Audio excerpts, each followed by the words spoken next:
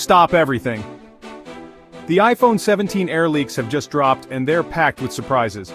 Leaked dummy models reveal a significant redesign for the iPhone 17 Air. Gone is the ring mute slider, replaced by an action button, similar to the iPhone 16e. A new camera control touch element also makes an appearance, slimmer than ever.